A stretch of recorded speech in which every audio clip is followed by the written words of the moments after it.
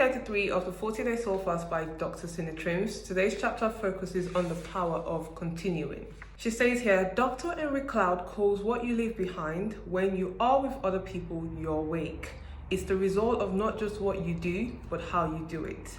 So ask yourself, are people who interact with you more trusting, more hopeful, and more fulfilled for having been with you? Do you have credibility with others because they see you as sincerely caring about what's best for them? Do they become more like their true self, or are they diminished and imprisoned? Do you produce fear or love in others? Each person you touch will pass along the results of being with you to those they touch. So in essence, each action or word from you becomes a part of your legacy, reaching beyond any present moment and continuing on when you are gone. Dr. Cloud proposes that the healing and wholeness of your own heart and soul brings the greatest wake for others and the greatest fulfillment for you. Otherwise, you pass on your own dysfunction. I think when I read the statement this morning, the very first thing that came to my mind was healed people heal people. Hurt people hurt people. I feel like today's chapter has just called me, and not just me, also calling you as well, for us to be really careful of our words and how we relate with others, because our action actually has greater impact on people more than we even know. I guess one of the things I would like us to do, that's me and you, would be to sit down and really think in terms of like the interactions that we've had with others recently. Have we spoken life to them, or have we spoken death to them? Have we dealt with the people around us like they're valuable, or have we dealt with people in a way where they feel like they are disposable? How are we treating others around us? How are we relating with our friends and our family and even strangers that we encounter? So I just wanted to encourage you, continue doing what you're doing, be aware of your actions, what you say and what you do, because it's impacting people around you more than you know, and just keep on taking that step every day in your journey of growth. Lastly, she says here, continue on. Things are happening in you that you can't see but are truer than true. And I believe this word. I really do believe this word, to be honest. And then anyways, going on in the subtext here, she talks about credibility. Credibility simply means believability.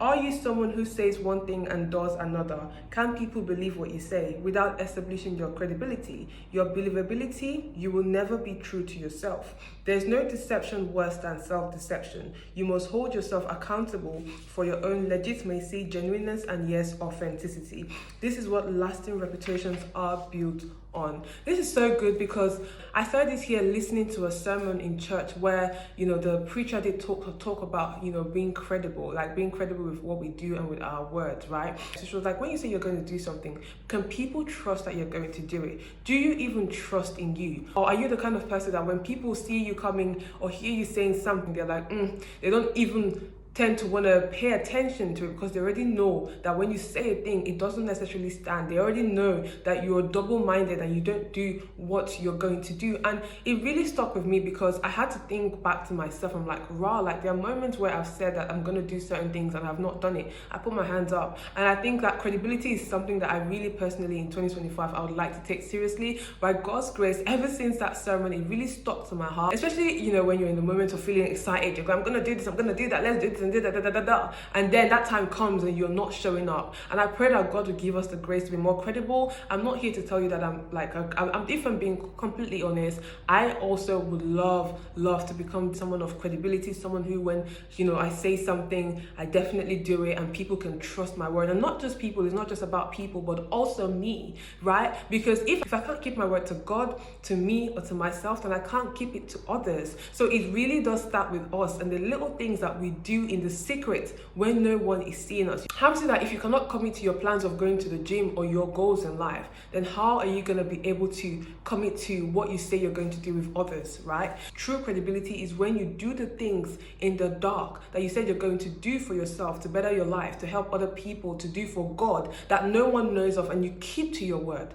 And no one can see that. That is where true credibility begins before you can pour out to others. But if you say that you're a credible person because you're doing for others what you say you do, but you're not doing it for yourself, that's a lie. That's a self-deception. She says here, this is how you establish credibility with yourself and with others. When you do what you say, even when it hurts. In my life, definitely, I'm still trying to learn, and That's the beauty of the journey, that I can give myself the grace to learn. And as long as I'm aware and conscious of it, I can begin to take that one step at a time. That's the beauty of it. You're not meant to become this credible person today. You're not meant to become this virtuous person today. It's one step at a time.